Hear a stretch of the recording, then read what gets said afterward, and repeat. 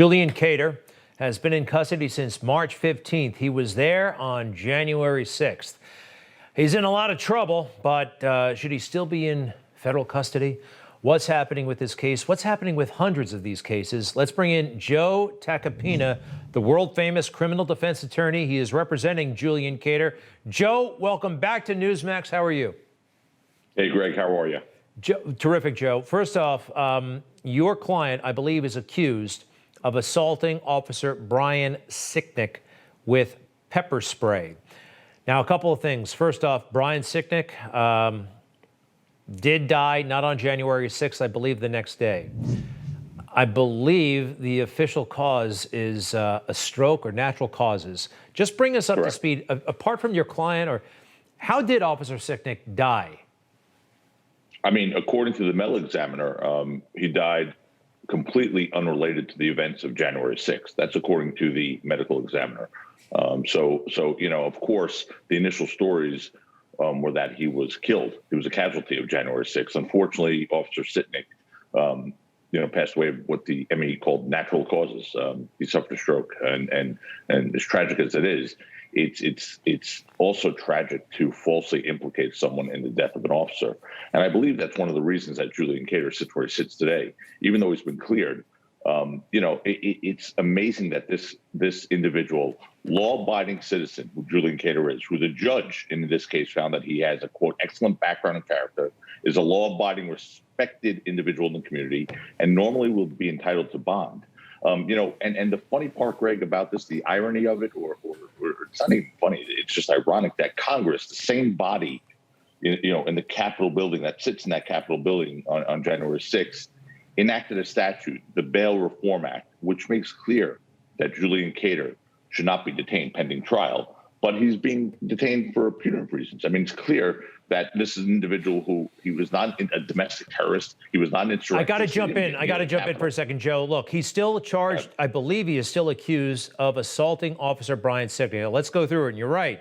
I know that they ruled that way. First, they said it was a fire extinguisher. It turns out to be a fire extinguisher. Then we heard bear spray, and then I heard Network News actually had to pull back the bear spray story. Right. If he died of natural causes, why are they still accusing your client of assaulting him? Were there any other injuries he sustained that were not fatal? No, look, there was a lot going on that day, a lot of melee. And there was what happened was people had pepper spray. And pepper spray, as you may know, is not a deadly weapon in and of itself. It's a defense mechanism. Julian Cater is heard loud and clear on these videos saying, I just got maced. And he couldn't see, I just got maced. His reaction, if any, was in response to that. And it's not even clear that Julian Cater discharged any mace. That's all it was, pepper spray or mace. It's not even clear. The videos are hardly compelling when it comes to that. But what is clear is that he got maced right before that incident.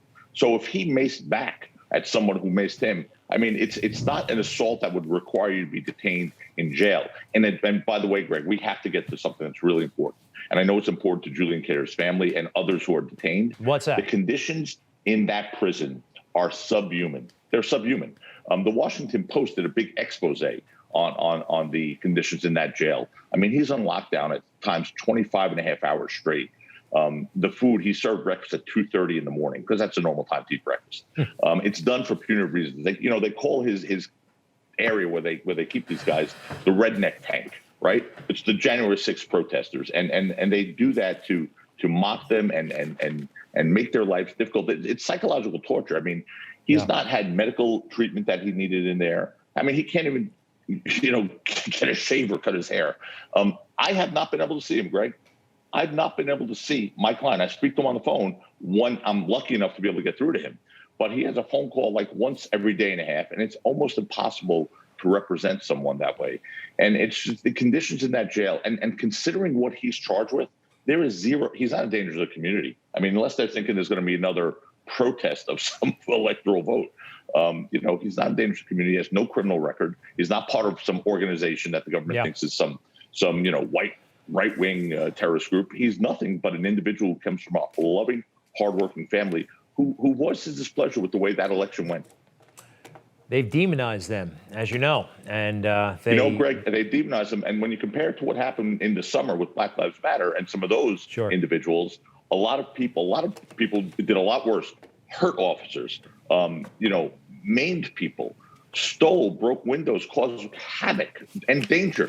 And none of those people that I know of were detained on bail. Joe, I have to ask you, bail. keep us posted about your client. This does seem outrageous, and we've heard this time and time again about the conditions of the jail. Governor Cuomo, Andrew Cuomo, a curious report put out by the Attorney General today about alleged sexual harassment. It's 200 pages. I got it right here. It's not a criminal referral. And the Attorney General said out loud that this is a civil matter, really, not a criminal matter. Have you been through it? Are you familiar with the charges again? But not the charges. These are just allegations. Yeah, this is like a newspaper article. What do you think of all this? Here's what I think of it. I have, my views on Cuomo I'm setting them aside. The nursing home stuff, I'm setting that aside because I'm just evaluating these allegations and this charge. And I will say this: the first thing that jumps to my mind and really smacks me as something that is counterintuitive to what we see as an independent, objective investigation is that the lead investigator, Letitia James, the Attorney General, has made her statements that she wants to be the next governor of New York. I mean, so imagine having your competition as the subject of your investigation.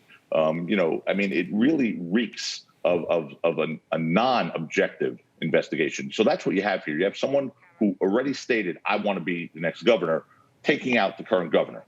She also said, and I'm looking at this quote, that, quote, I believe women, and I believe these 11 women. And Greg, the first part of that statement is symptomatic of the problem. In today's era of Me Too, people are too quick to accept the accounts of a complainant based simply on their gender. And look, Joe, do me a favor. I want to play, because that jumped out at me as well when she said that. And here it is. Let's go ahead. This is the Attorney General for New York State. She wants to be governor. And here she is wrapping up her press conference unveiling these allegations. These 11 women were in a hostile and toxic work environment, and that we should believe women, and that what we have an obligation and a duty to do is to protect women in their workplace. And what this investigation revealed was a disturbing pattern of conduct by the governor of the great state of New York. I didn't catch it. Did she say believe women? Did she say believe women in that? We believe women. Believe women. Believe women. So understand, that's the investigator. And with that predisposition, an investigator looks for evidence to support their belief rather than objectively look to see where the evidence takes you. And that's really what's so troubling about this case. And the way she's conducted this case. By the way, that little footnote that you mentioned in the beginning, that she specifically said in a footnote, by the way, not in the body of this report, that, by the way, they've not determined that there is enough for a criminal prosecution here. Well, wait a minute.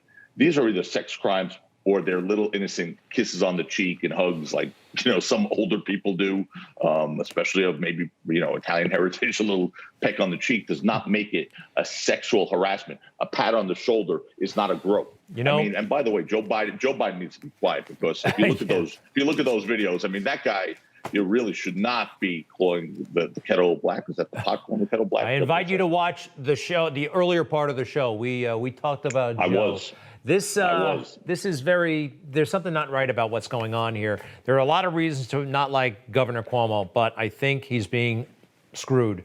And when somebody of his stature, they can take him down with stuff like this, watch out.